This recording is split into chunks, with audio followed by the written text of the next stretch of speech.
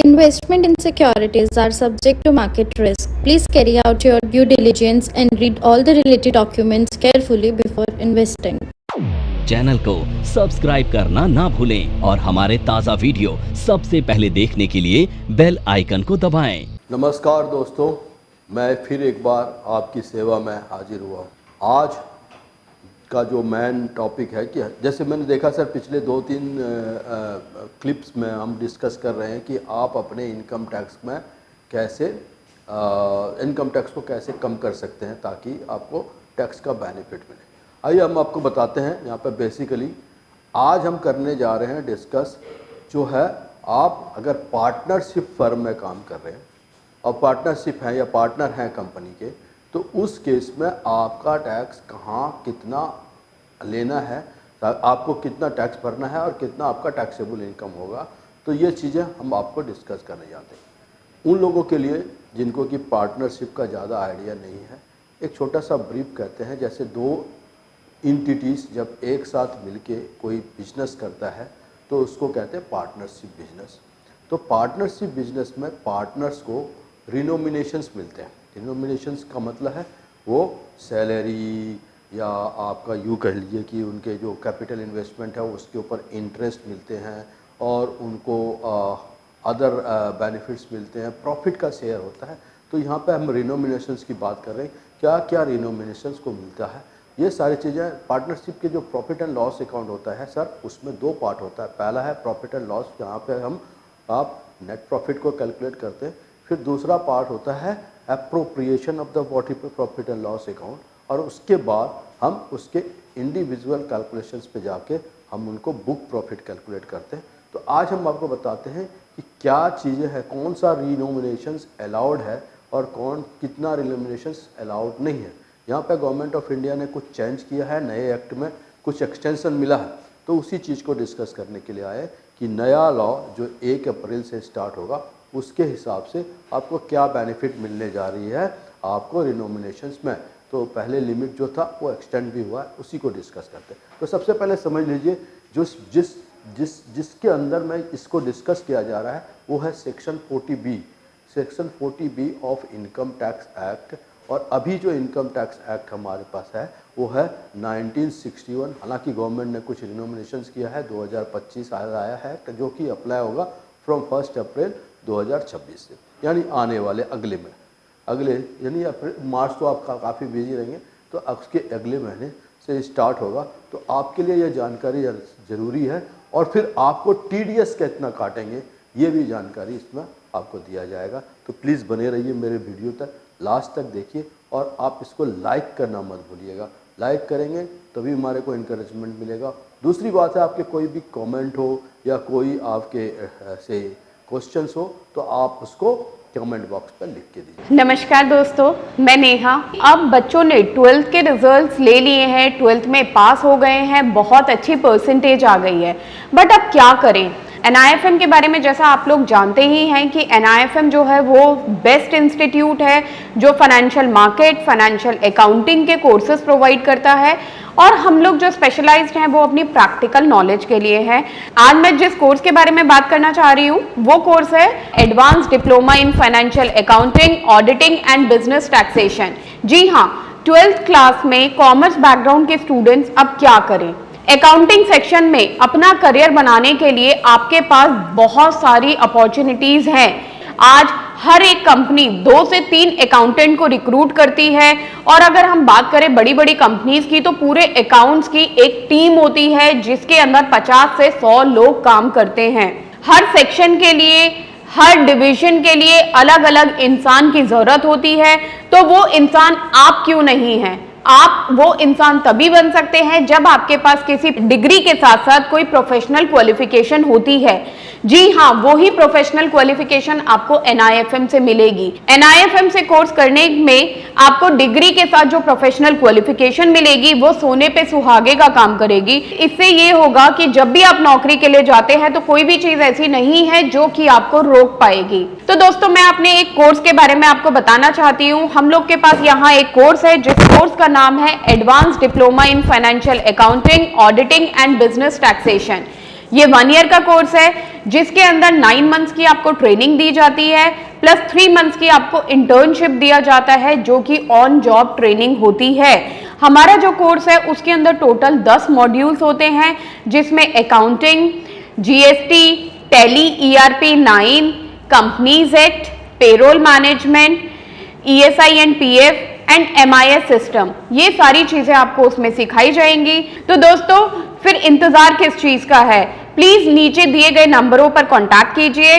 हमारे जो एक्सपर्ट्स हैं वो आपको आपकी जरूरत के अनुसार कोर्स गाइड करेंगे। आइए सर हम आपको बताते हैं सेक्शन 40B क्या है। तो सेक्शन 40B बताता है कि जो आप पार्टनर्स के बीच में जो रिनोमिनेशन डिस्ट्रीब्यूशन होता है वो कैसे होना चाहिए और कितना लीगल है, यानी कितना तक अलाउड है। तो आइए इसी चीज़ को ध्यान में रखते हुए हम आपको बताते हैं। सबसे पहले हम आपको बता दें, पार्टनरशिप, जब भी आप पार्टनरशिप में जाते हैं तो आप एक डीड को साइन करते हो अपने पार्टनर्स के बीच में और उसमें टर्म्स एंड कंडीशंस लिखे होते हैं। डीड एक तरह का एग्रीमेंट है बिटवीन द पार्टनर्स जिसमें आप अकाउंटिंग पीरियड्स, उसके अकाउंटिंग पीरियड कितना है, किस पार्टनर को क्या रोल है, किस पार्टनर का कितना कैपिटल लगा है, किसको कितना बेनिफिट मिलेगा, ये सारी चीज़ें मेंशन होता है। उसमें होता है कि उसको सैलरी के रूप में, कंपनसेशन के रूप में या कन्वेंस के रूप में रिनोमिनेशंस भी मिलते हैं। तो उसी रिनोमिनेशंस की बात करते हैं कि किस पार्टनर को कितना रिनोमिनेशंस है जो अलाउड है, और अगर उससे ज़्यादा रिनोमिनेशंस होंगे तो वो टैक्सेबल होगा। तो इस बात को ध्यान में रखते हुए हम आपको बताते हैं। So let's say section 40B of income tax act जो कि डिक्लेयर करता है रिनोमिनेशंस की बात। तो आइए हम आपको यहाँ सेक्शन 40B की बात करते हैं। ये सेक्शन 40B क्या है। तो सबसे पहले हम एक डीड देते हैं और डीड के हिसाब से अगर आपने कुछ मेंशन किया, कोई कहता है 12% टैक्स है तो 12% इंटरेस्ट है तो कोई 12% इंटरेस्ट लेगा, कोई 14% अगर उसमें लिखा है तो कहता है डीड में आप लिख लो, इंटरेस्ट आप आपस में डिस्ट्रीब्यूट करो। किसी ने 13% लिखा कि 15% ले रहा है, ऑफ कैपिटल का इंटरेस्ट लेता है। तो एज पर कंपनी एक्ट, ये तो ठीक है, कंपनी एक्ट आप ले सकते हो उसको, but as per the income tax act यहाँ पे कुछ डेडलाइंस हैं आपके लिए और उसी डेडलाइंस को हम लेके आगे चल रहे हैं कि क्या क्या चीज़ें हैं। तो गाइडलाइंस जो है वो इशू करती है government. Now let's say as per the income tax act आप अपने टोटल रिनोमिनेशन, अगर आपका इनकम जो है 3 लाख से कम है, जो कि अब एक्सटेंड किया जा रहा है 6 लाख का किया, तो अगर आपका यूँ समझ लीजिए, चलिए मैं नए एक्ट के हिसाब से यह बता देता हूँ आपको। तो अगर आपका इनकम जो है 6 लाख से कम है तो आप आपस में पूरा का पूरा डिस्ट्रीब्यूट, सॉरी 1.5 लाख तक आप पूरा का पूरा डिस्ट्रीब्यूट कर लेंगे। क्लियर? 1.5 लाख से ज़्यादा है, यानी अगर हम यहाँ पर लेते हैं कि अगर आपका टोटल इनकम जो है तो प्रॉफिट जो है बुक प्रॉफिट वो आपका 3 लाख से कम है, तो अगर ये 1.5 लाख तक है तो 1.5 लाख का 1.5 लाख आप आपस में बांट सकते हैं। इस पर कोई गाइडलाइंस नहीं है क्योंकि ये बियर मिनिमम इनकम माना जाता है, तो आप इसके पूरे बांट सकते हैं। लेकिन अगर आप 3 लाख तक का इनकम प्रॉफिट करते हैं तो उस केस में जो आपके 1.5 लाख हैं, 5 लाख पे इसका 90% आप ले लेंगे। NIFM के पास बहुत सारे कोर्सेज हैं जिनमें से एक कोर्स के बारे में मैं अभी आपको इस वीडियो के माध्यम से बताना चाहती हूँ। कोर्स का नाम है advance level of smart investor. ये जो कोर्स है उन्हीं लोगों के लिए बनाया गया है जो इस मार्केट में काम करना चाहते हैं, इस मार्केट से पैसा कमाना चाहते हैं। क्या क्या चीज़ें ज़रूरी होती हैं ट्रेडिंग करने के लिए या इन्वेस्टमेंट करने के लिए, वो सारी चीज़ें हम लोग अपने इस कोर्स के माध्यम से आपको सिखाते हैं। सबसे पहले इस मार्केट में एंटर करने से पहले हमें बेसिक चीज़ों की नॉलेज होना बहुत ज़रूरी है।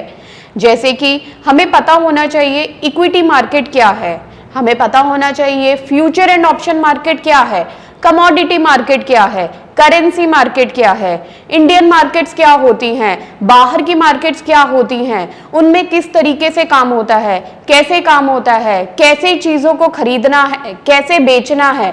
दोस्तों इन सभी चीज़ों के लिए हमारा एक ऑल इन वन कोर्स है जिसका नाम है advance level of smart investor.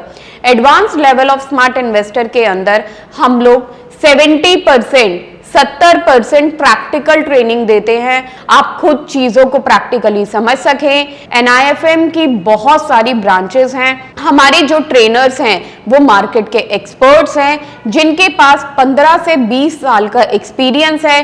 वो सारा का सारा एक्सपीरियंस आपको इस कोर्स के माध्यम से वो अपना शेयर करेंगे। उसके बाद जो 3 लाख है उसका आपको 3 लाख से जो ऊपर है उसका आपको क्या है 60% प्रॉफिट का आपको डिस्ट्रीब्यूशन करना पड़ेगा। ये अलाउड है। और जो आप इंटरेस्ट लेते हैं उसके लिए आपको 12% से ज़्यादा इंटरेस्ट अलाउड नहीं है, यानी जो एक्स्ट्रा इंटरेस्ट लेंगे वो आपके लिए टैक्सेबल होगा।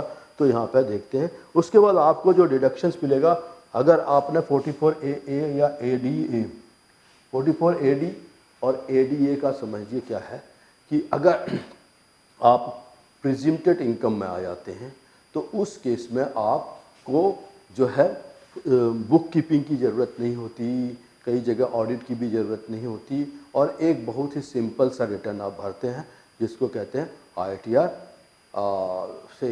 5।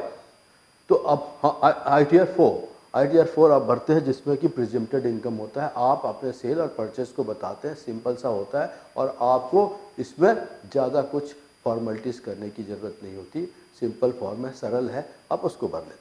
तो अगर आप इस सेक्शंस में आए तो उसका बेनिफिट मिल रहा है, उसको अगर हम नहीं लेते तो दूसरे सेक्शंस पे अगर हम आते हैं तो फिर हमारे लिए क्या है, यहाँ पे एक गाइडलाइन है कि 12% से ज़्यादा इंटरेस्ट आप आपस में डिस्ट्रीब्यूशन नहीं कर पाएंगे, और अगर किया है तो जो एक्सेस इंटरेस्ट है वो आपके लिए टैक्सेबल हो जाएगा।